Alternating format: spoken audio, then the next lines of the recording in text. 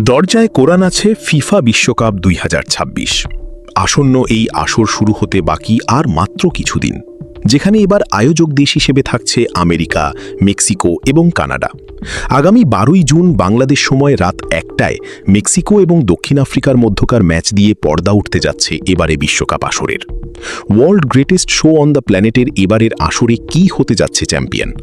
Football ইতিহাসে ৪৮ দল নিয়ে শুরু হতে যাচ্ছে এবারের বিশ্বকাপ আসর, যেখানে অভিজ্ঞ ব্রাজিল, আর্জেন্টিনার সাথে দেখা যাবে বেশ কিছু নতুন দলকে, যারা প্রথমবারের মতো প্রতিনিধিত্ব করবে তাদের দেশকে।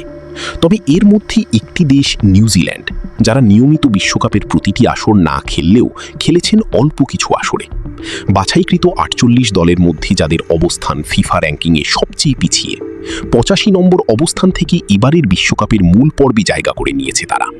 সাধারণত বিশ্বকাপের সময় ঘুমিয়ে আসলে আলোচনা হয় ফুটবল বিশ্বের জায়ান্টদের নিয়ে, কথা হয় ব্রাজিল, আর্জেন্টিনা, ফ্রান্স, জার্মানির মতো বড় বড় দেশগুলোকে নিয়ে। ঠিক সেই সময়ে অজানা ভিড়ের মাঝে নিজেদের নিয়ে গল্প লিখে যায় নিউজিল্যান্ড। ক্রিকেটে তারা ব্ল্যাক ক্যাপস নামে পরিচিত হলেও ফুটবলে তারা পরিচিত অল হোয়াইটস নামে। বিশ্ব ফুটবলে তারা হয়তো বড় শক্তি নয়, কিন্তু তাদের ইতিহাসে আছে এমন কিছু মুহূর্ত যা অবাক করে দেয় ফুটবল বিশ্বকে।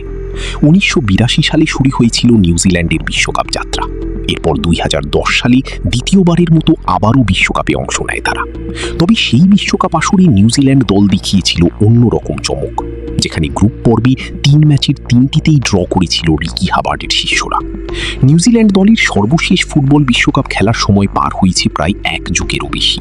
এরপর আর বিশ্বমঞ্চে দেখা যায়নি তাদেরকে। তবে ২০১০ সালের পর এবারই প্রথম ফিফা র্যাঙ্কিংয়ে সবচেয়ে পিছিয়ে থাকা দল হিসেবেই বিশ্বকাপে খেলতে যাচ্ছে নিউজিল্যান্ড, যেখানে গ্রুপ জিতে তাদের প্রতিপক্ষ বেলজিয়াম, ইজিপ্ট এবং ইরানের মতো শক্তিশালী দলগুলো। পরিশেষে অবিশ্বাস্য কোনো কিছুকে কি বিশ্বাসে পরিণত করতে পারবেন নিউজিল্যান্ড? এখন সেটাই দেখার অপেক্ষায় পুরো ফুটবল বিশ্ব।